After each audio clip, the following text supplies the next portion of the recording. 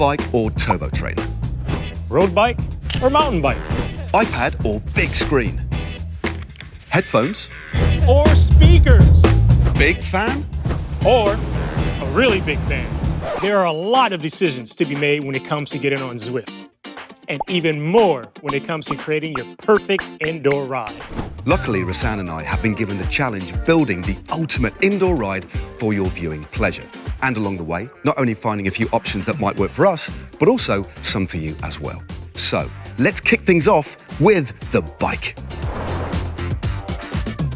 TT bikes for those triathletes out there, a stiff aero race frame for those long, hard race days, a 9-speed retro steel frame for those days in the mountains, or even a hardtail mountain bike, because simply put, that's all you have.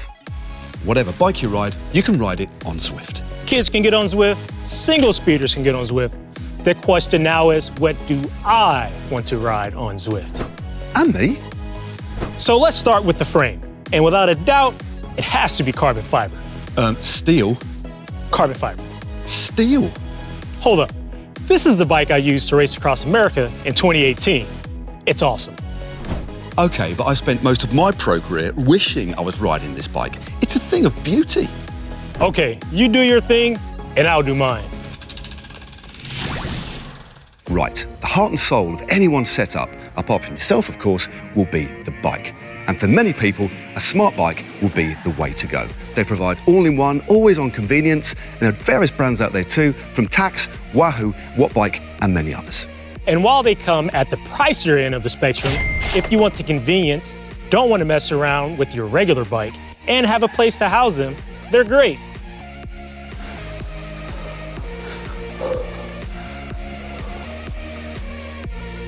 For my setup and Matt's, we'll be building around a standard road-going pedal bike. Everybody will have their own personal reasons for the bike that they ultimately choose to ride on Zwift. But for me, well, I've been given the opportunity to build the ultimate ride. So I'm going to choose a bike from the era that I was a professional cyclist, the back end of the 90s and the early noughties. However, this was a bike that I never actually raced on, although I wished I had. It's a Colnago Master with Columbus SLX tubing, but look at that colourway. Original Mapai colour scheme. It's absolutely beautiful. Now, you might be asking, Matt, this is a 9-speed cassette. How on earth will this bike be able to work on a cutting-edge smart trainer? Well, you're in luck. Most smart trainers will take a variety of cassettes, so 7, 8, 9, 10, 11 and 12, so long as you've got the right spaces. However, this steel bike ticks all the boxes that I want. It reflects my past, it's got a real aggressive feel, and it's also very, very comfortable because I am a very regular Zwifter. I'm glad that's going to work for you, Matt. And you're right. It's a real nice bike. But for me, I like more robust setup, built around the most up-to-date material and parts. So, I'm using a Giant Propel, which is their aero road bike. I ride this bike all the time. It's a regular bike for me, and I know that my indoor riding on Zwift will match up to my outdoor riding. Your ultimate indoor ride could either be built from scratch or built around something you already have and love. And I really love this bike. The group set you may be familiar with. It's the Dura-Ace Di2, electronic shifting. That's right. Fast, clean gear changes matter indoors and out, especially if you're racing. On my ultimate ride, I'll be running the super lightweight KDEX saddle, which has carbon underbelly and carbon rails. Something else I love about this bike is that the head tube is just a little more upright, which helps me with my comfort when I'm riding long miles on Zwift. More about comfort later, but next up, trainer choice. Rollers or trainer? Smart trainer or dumb? Wheel on or direct drive? You guessed it. There's a lot of options out there, but which one will I choose? With so many trainer options on the market, it can be a little bit daunting making the right choice. So let's break this down into some key considerations. First up, budget. How much have I got to spend? Dumb trainers are the cheapest option. They don't connect to Zwift directly, but with the addition of an ANT Plus dongle and a simple speed sensor, you can be up and running for as little as £100 or $150. Smart trainers, as suggested by the name, are intelligent and react to the rises and falls of the terrain in Zwift for a real-world feel. Put simply, if the road rises in game, your trainer will increase the resistance according to the gradients. These direct drive trainers require the rear wheel to be removed, thus connecting it to the trainer. They are far quieter and very stable and accurate at reading your power output, an important metric in training. And some even give road vibration feedback too. As I spent the best part of 2 decades riding on a dumb trainer, plus I want my setup to be properly ultimate, and I ride a lot on Zwift, I'm opting for a top-of-the-range Tax Neo. This trainer offers power measurements up to 2,200 watts, although I'd need to metamorphosize into Chris Hoy overnight to reach those lofty power numbers. It also easily accommodates both caliper and disc brake fitted bikes in a variety of widths, and also accommodates my 20-year-old bike. Right, that's me set up on my trainer. Rahsaan, how you shaping up, mate? There are a lot of good trainers out there. I mean, I think I've ridden them all. I even like riding rollers. However, when I want the Gucci setup, I'm rolling with the Wahoo Kicker. Direct drive, great for racing on, quiet, and with a few adjustments, you can run SRAM or Shimano cassettes on there, depending on which flavor you prefer. Oh, and if you want to get rid of the wheels altogether and have the front end of your setup moving like it would on the road, then you can pair it with the Kicker Climb or Elite Riser. They read the gradient in Zwift and adjust the height of the handlebars to match, up for the climbs and down for the descents. But for me, I like to stay rock solid on the front end, so I'm keeping my wheel on the floor. Bike's ready, trainer's ready. Next up, tech. Okay, so for our ultimate indoor rides, mine's better, we've chosen our bikes. We've selected our smart trainers, and now we're ready to connect to the wonderful world of Zwift. But again, we've got options. There are multiple ways to get onto the roads of Watopia, but creating the ultimate immersive experience isn't always an option for everyone.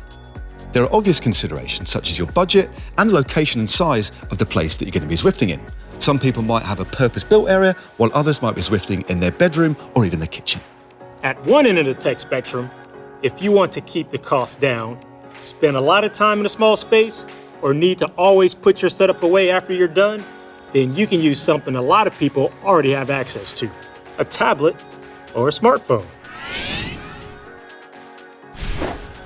These are easily mountable on your handlebars or a shelf or a side table. They connect via Bluetooth to your smart trainer. Just download the app from the App Store and away you go.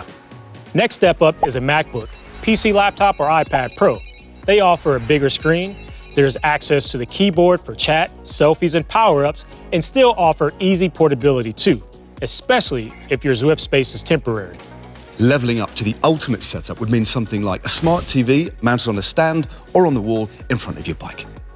You can use one of these, an Apple TV, which is a neat, compact method which a lot of Zwifters use to get in-game in glorious 4K.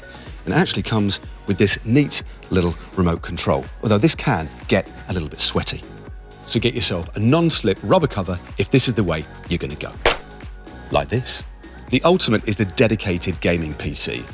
Best graphics, not used for anything else, and this can be hardwired into your home router or to your network. And that is what I'll be using on my Ultimate setup. With all this in mind and keeping Ultimate at the forefront of my thinking, I'm going for a flat screen 43-inch TV for maximum in-game immersion. My sound system is actually quite a discreet, subtle one. I've got my iPhone with my Apple in-ear earpods because I'm a pretty sweaty guy, so I can't actually use my over-the-ear ones because they'll just get horrible, soggy and sweaty. And also on my iPhone, I'll have open all of the time my companion app because I'm a big fan of giving ride-ons. So that's me. Rahsaan, what's your tech setup, mate? It's simple, Matt. The bigger, the better. America. You may have a 43-inch screen, which is cute, but in my Ultimate Tech setup, I'm using a massive 50-inch flat screen to Zwift. Oh, and why have one screen when you can have two?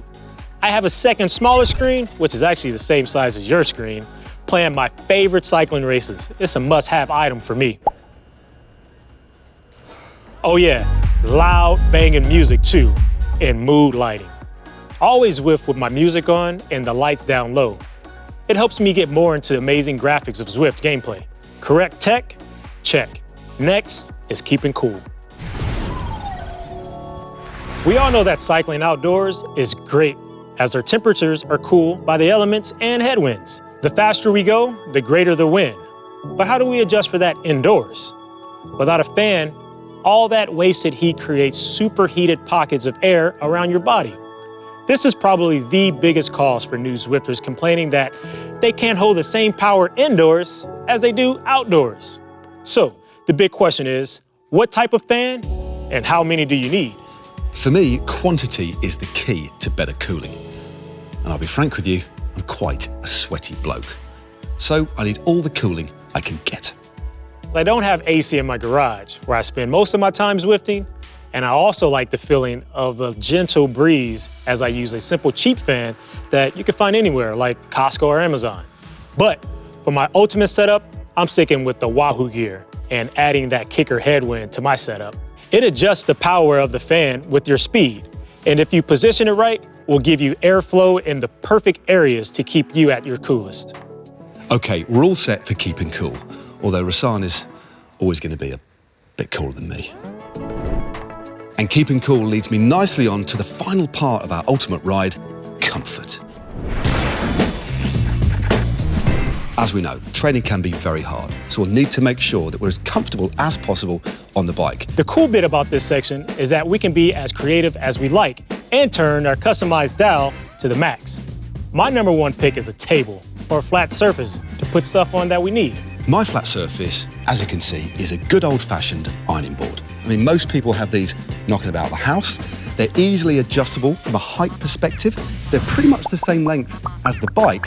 And just look at all that real estate. Having a nearby surface to put your stuff on will give you access to things that you may need on your ride.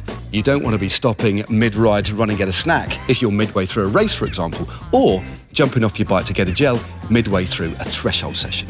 Having this area to put your stuff on will actually help you plan a little better and manage yourself during your ride. Now, the area we all need to ensure remains comfortable is our backside. So it goes without saying that to make sure you have a saddle that fits well and that's comfortable, perhaps with a touch more padding than the one you ride outside. Oh, and cycling shorts that fit well. If I have one golden rule of comfort, it's don't wear old bib shorts. Those shorts work harder for you indoors than they do outside. So wear your favorites on Zwift. Onto pedal choice, which is pretty simple. So if you regularly ride outside, just use the same pedal choice that you would outside indoors, whether that's flat pedals and trainers or clipless pedals and cycling shoes. And if you only ride indoors, use the system or the combination that you are most comfortable with. Now, I might have mentioned before, I am quite a sweaty bloke, so I always have a nice, big, fluffy towel to hand when I'm training to drape over my handlebars and my top tube to absorb the tears of my labour. In fact, I would say that a towel is an absolutely essential bit of kit when training indoors. Just make sure it's a soft and fluffy one and not a coarse one so it feels like you're rubbing your face with a piece of toast. Mats. Yep. Not you, mats for your bike and home trainer. They're important for a couple of reasons. They protect the floor and catches sweat, and they also help keep the bike from moving around and can help reduce the noise when you're working out. My essentials for the Bahati Ultimate Indoor Ride are obviously a towel, Monster Hydro, banana, a second towel for those snot rockets. I'm also watching vintage cycling videos. So that's it, my ultimate indoor ride. And Rahsaan's almost ultimate indoor ride over there. What? You have yours, and I have mine. And I think we're both pretty happy. True. So go ahead, drop your thoughts in the comments below and let us know which one of these ultimate indoor rides you think you would have in your home, or what you would do differently. And whether you're building your first indoor ride or pain cave setup, or you're supercharging the one you've already got, I hope this has been and will continue to be a useful guide for getting it right just for you. Ride on.